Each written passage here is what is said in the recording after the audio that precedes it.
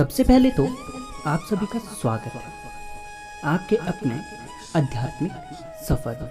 जी हाँ, तो आज हम फिर से निकल पड़े हैं एक आध्यात्मिक सफर की ओर, तो जिसमें हम कुछ प्रश्नों के उत्तर फिर से ढूंढने वाले हैं।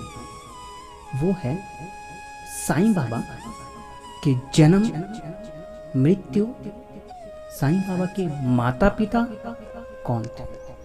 जी, महाराष्ट्र के पाथरी गांव में साईं बाबा का जन्म 28 सितंबर 1835 को हुआ था। कुछ लोग मानते हैं कि उनका जन्म 27 सितंबर 1838 को तत्कालीन आंध्र प्रदेश के पथरी गांव में हुआ था और उनकी मृत्यु 28 सितंबर 1918 को शिरडी में हुई। ज़्यादातर जगह पर लिखा गया है साईं को 1854 में पहली बार शिरडी में देखा गया था। तब वे किशोर अवस्था के थे।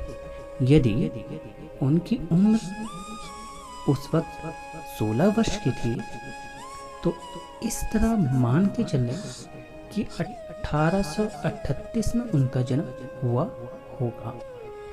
खुद को साईं का अवतार मानने वाले सत्य साईं बाबा ने बाबा का जन्म 27 सितंबर 1830 को महाराष्ट्र के पाथरी गांव में बताया है।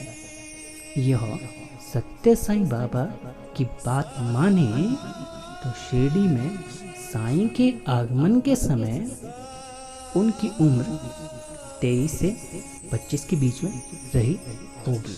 साईं बाबा का अनुमान सही लगता है।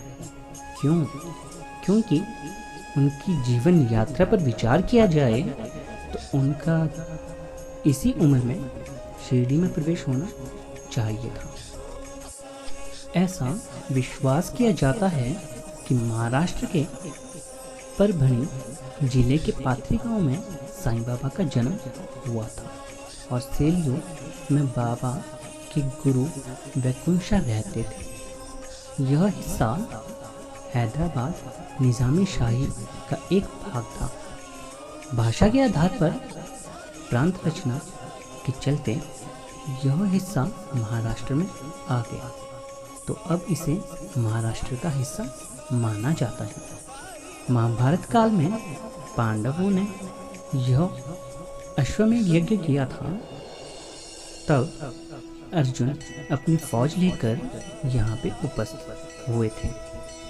अर्जुन को पार्थ भी कहा जाता है, ये तो आप सभी को पता है। यही पार्थ बिगड़कर पाथरी हो गया। अब पाथरी व पात्री कहा जाता है।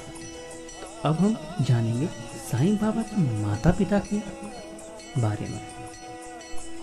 साईं के जन्म स्थान पाथरी पर एक मंदिर बना है। मंदिर के अंदर साईं की आकर्षक मूर्ति रखी हुई है।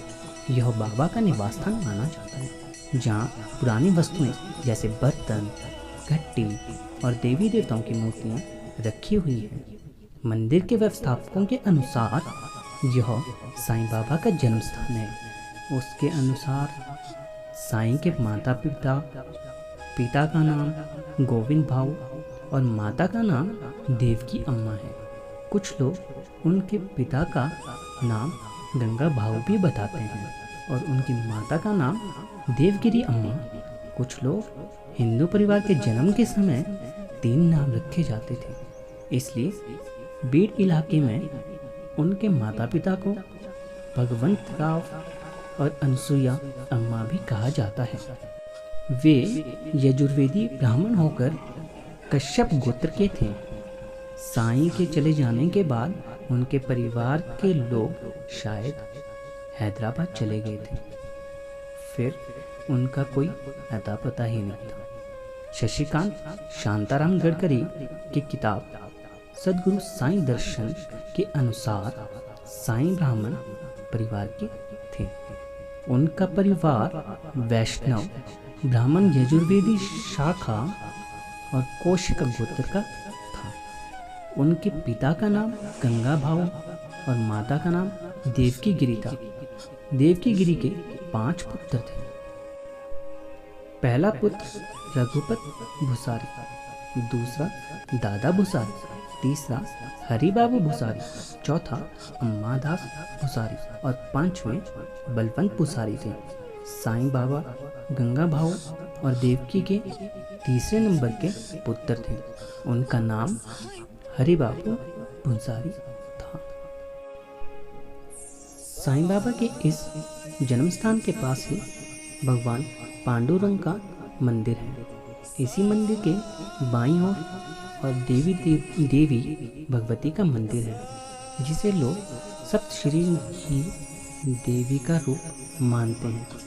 इस मंदिर के पास चौधरी गली में भगवान दत्तात्रेय और सिद्धि स्वामी नरसिंह सरस्वती का मंदिर भी है, जहाँ पवित्र पादुका का जन्म होता है। लगभग सभी मराठी भाषाओं में नरसिंह सरस्वती का नाम सुप्रसिद्ध है।